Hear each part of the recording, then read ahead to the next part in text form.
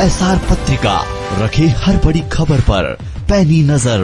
नमस्कार, मैं शायर अली और आप देख रहे हैं एसआर पत्रिका न्यूज। चुनाव के पहले आपने हमारा भ्रमण काफी देखा, इसके लिए हम अपने दर्शकों को धन्यवाद भी कहना चाहेंगे। एसआर पत्रिका न्यूज को जो है बहुत ज्यादा देखा गया है विधानसभा चुनाव 2023 के दौरान। चुनाव से पहले सबका था बुरा हाल, लेकिन अब चुनाव के बाद गले में भाजपा के पड़ा है जीत का साल। स्यौड़ा विधानसभा से विधायक प्रदीप अग्रवाल जी हमारे साथ जुड़ रहे हैं और अभी हाल फिलहाल में जो है मुख्यमंत्री के को लेकर अभी बातें चल रही हैं, कौन मुख्यमंत्री होगा, अगला सीएम कौन होगा मध्य प्रदेश का। लेकिन फिलहाल हम आपको बता दें, जो भारतीय जनता पार्टी ने किया है वो बहुत बड़ा काम कर दिया है, क्योंकि सीटों की झड़ी लगा दी है। अगर आप देखें जो दावे किए जा रहे थे कांग्रेस के द्वारा, भारतीय जनता के साथ जुड़ रहे हैं। सीधी बात हम करेंगे प्रदीप अग्रवाल जी से। सबसे पहले आपको बधाई, आप स्यौड़ा विधानसभा शायर अली साहब, आपको भी बहुत बहुत बधाई। पुनः विधायक बनाए गए। आपने पूरे चुनाव में बहुत मेहनत की और बहुत निकटता से सभी दृश्यों को पूरे क्षेत्र को दिखाया, इसके लिए आपको पुनः मैं बधाई देता हूं। धन्यवाद। जैसे कि आप जीत के आए हैं और जीतने के पहले भी मैंने आपके काफी इंटरव्यू लिए हैं, तो मैंने लगातार आपको समस्याओं से अवगत कराता रहता था। अब आपके पास मौका भी है, तो उन समस्याओं के लिए आपने क्या जो है प्लान तैयार किया है आगे के लिए, भविष्य के लिए? पूर्व कई निर्धारित और निश्चित प्लान है। मैं 2008 में पूर्णता से इस क्षेत्र में मैंने चुनाव लड़ा और मैं चुनाव हार गया था 2008 में। तो लगातार 5 साल 2013 तक मैंने पूरे क्षेत्र का एक एक गांव का एक एक गली का बारीकी से भ्रमण किया और देखा कि स्यौड़ा क्षेत्र बहुत पिछड़ा हुआ क्षेत्र है। यहाँ पूर्व के जो नेता रहे, मंत्री भी रहे, विधायक भी रहे, सरकारें भी रही, मूलतः कांग्रेस की सरकार रही है आजादी के बाद से ही हमेशा। तो इस क्षेत्र में विकास की दृष्टि से कोई भी काम नहीं दिया गया। ऊंट के मुंह में जीरे के समान, जहाँ 100 रुपए की जरूरत है वहाँ 1 रुपए का काम करवा दिया। तो मुझे इतना दर्द हुआ कि मैंने कहा कि यदि मैं विधायक बनता हूँ तो मैं इस क्षेत्र का कायाकल्प करने का संकल्प लूंगा। और मैं पूरी बात कहूँ, 2013 में मैं विधायक बना और मैंने इस क्षेत्र के विकास के लिए जो मेरा संकल्प था पूरा करने का सीढ़ी तो सीढ़ी प्रयास किया। जैसे कि शिक्षा के क्षेत्र में इंदिरागढ़ में डिग्री कॉलेज और 14 हाई स्कूल और इंटर कॉलेजों के नवीन भवन 1-1 करोड़ रुपए के सुसज्जित उनको बनवाया। जिससे शिक्षा के क्षेत्र में, सड़कों के क्षेत्र में पूरे के पूरे गांवों में प्रधानमंत्री ग्राम सड़क योजना के माध्यम से सड़कों का जाल बिछाया। 5-7 गांव जो उस समय मेरे कार्यकाल में छूट गए थे वो आज भी छूटे हैं। उसके बाद स्वास्थ्य के क्षेत्र में मैंने स्यौड़ा में अस्पताल बनवाया नया। पर्यटन के क्षेत्र में सनकुआ घाट पे 55-60 लाख रुपए का सीढ़ी का निर्माण कराया। मुक्ति धाम का निर्माण कराया। कृषि के क्षेत्र में मैंने कृषक बाजारों का निर्माण कराया और उसके साथ साथ खेल के क्षेत्र में स्टेडियम का निर्माण कराया। ऐसे आवास के क्षेत्र में माननीय प्रधानमंत्री जी ने प्रधानमंत्री आवास के रूप में भी काम कराया है। और 1-2 बहुत बड़ी योजनाएं मैंने कराई थी। एक रतनगढ़ परियोजना जिसमें कि डैम बनना था, इससे किसानों को लाभ मिलता, और एक हमने कराई थी रेलवे लाइन का काम कराया था, जो कि 2016 में हमने मध्य प्रदेश सरकार से पास कराकर केंद्र सरकार को भेजा था कि यहाँ रेलवे लाइन डाली जाए। अब केंद्र सरकार को करना था, चूंकि हमारे स्थानीय विधायक ने कोई ऑब्जेक्शन नहीं दिया, कोई आवाज नहीं उठाई, तो वो डरा है। तो इस प्रकार से लेकिन बहुत सारे काम अधूरे रह गए थे और मुझे 2018 में टिकट नहीं मिला। 2023 में पुनः पार्टी ने मुझे प्रत्याशी बनाया और जनता ने मुझे जीत दिलाई है। तो मेरा संकल्प है कि जो पिछले अधूरे काम है उन्हें पूरा किया जाए और नए जो क्षेत्र की आवश्यकता है उसको भी पूरा किया जाए। अब तो मौका भी है, नेक भी है, दस्तूर भी है, सरकार भी केंद्र में भाजपा की है और राज्य में भी भाजपा की है और बड़ी तगड़ी सरकार बनी है इस बार। तो मैं जब सनकुआ धाम पे भ्रमण करने गया तो वहाँ के महंत जी से मेरी बात हुई। सनातन धर्म सबसे प्राचीन धर्म है और सबसे पवित्र धर्म है। तो जो सनकुआ धाम है वो सनातन धर्म का सबसे जो है जैसे कि 68 तीर्थों का भांजा भी उसको बोला जाता है। अगर भांजे की अगर हम बात करें तो बड़ा मर्तबा है हिंदू धर्म में, सनातन धर्म में। तो उन्होंने मुझे बताया कि जब यहाँ बाहर के लोग जब घूमने भ्रमण करने के लिए आते हैं तो उन्होंने बोला कि कहाँ हम यहाँ आके फंस गए। तो ये हमारे क्षेत्र के लिए शर्म की बात है और जो सनातन धर्म के लोगों के अलावा भारतीय लोगों की भी लिए शर्म की बात है कि जो लोग वहाँ जा रहे हैं उनको ऐसा कहना पड़ रहा है।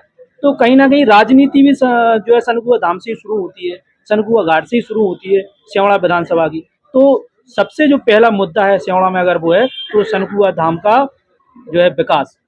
सनकुआ धाम चूंकि राजनीति का विषय नहीं है, भले ही होती हो, लेकिन सनकुआ धाम जो है वो धार्मिक आस्था का विषय है। और जो हमारे अभी विधायक रहे हैं पिछले 5 साल 18 से 23 में, मुझे नहीं लगता कि 2 रुपए का भी काम सनकुआ घाट पे हुआ है। वो चाहते तो सनकुआ घाट को बेहतर कर सकते थे, लेकिन उनने इस दिशा में कोई प्रयास नहीं किया, क्योंकि उनके अंदर इतना काम करने की या सोचने समझने की शक्ति शायद नहीं थी। लेकिन मैं आपको भरोसा दिलाता हूं कि इन 5 वर्षों में पर्यटन के क्षेत्र में सनकुआ घाट का विकास, रतनगढ़ माता मंदिर का विकास, अन्य क्षेत्रों में ऐसे सारे के सारे विकास के जो कार्य हैं वो पूरे किए जाएंगे। चाहे वो इंद्रगढ़ का बाईपास रोड हो, सियावड़ा का डिग्री कॉलेज हो, सियावड़ा में आईआईटी के भवन हो, आईटीआई के जो भवन है इंद्रगढ़ सियावड़ा में वो हो, नए जो भी काम है शिक्षा के क्षेत्र में, स्वास्थ्य के क्षेत्र में, पर्यटन के क्षेत्र में, व्यापार के क्षेत्र में, कृषि के क्षेत्र में, वो सारे के सारे काम इन 5 सालों में, चाहे वो सड़क कोई भी हो, जैसे हमारी पंडोखर रोड है, हमारी कामद रोड है, हमारी दतिया इंद्रगढ़ से जांच रोड है, दतिया से सियावड़ा रोड को भी मैं इन 5 वर्षों में 4 लेन बनाने का प्रयास करूंगा। विकास के सारे काम होंगे।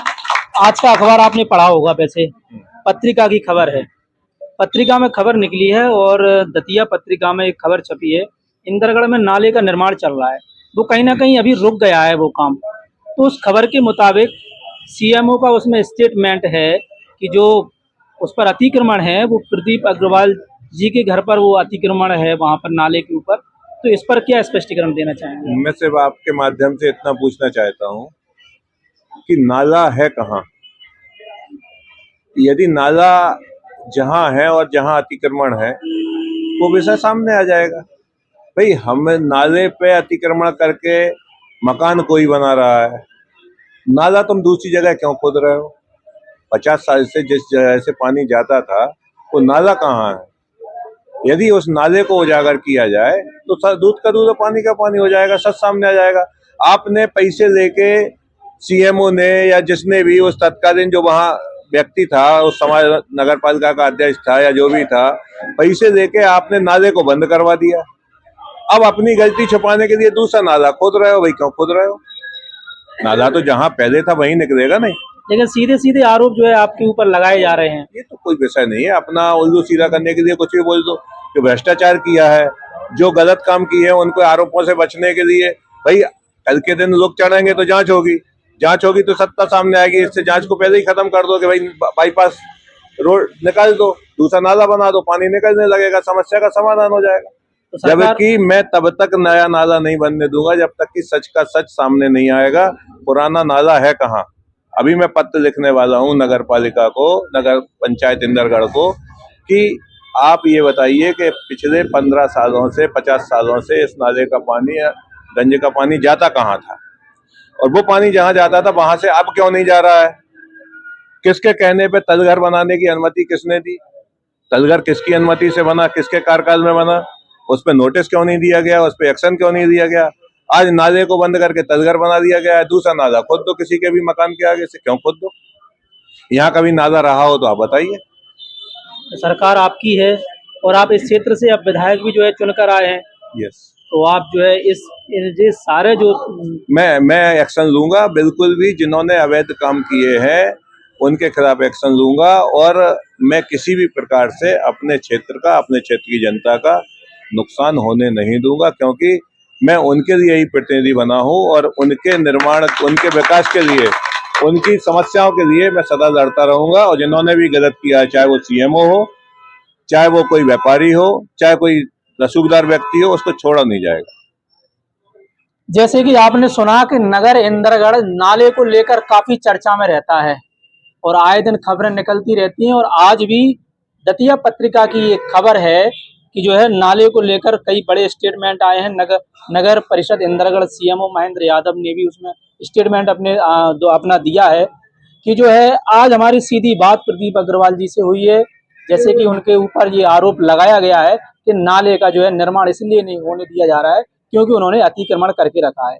अब आगे क्या होता है, जैसे कि इन्होंने कहा है कि इसकी हम जांच करवाएंगे कि जो पुराना नाला था वो नाला आखिर था कहाँ, और जो पानी निकलता था पहले 40-50 साल पहले इंद्रगढ़ का, वो पानी जाता कहाँ से था।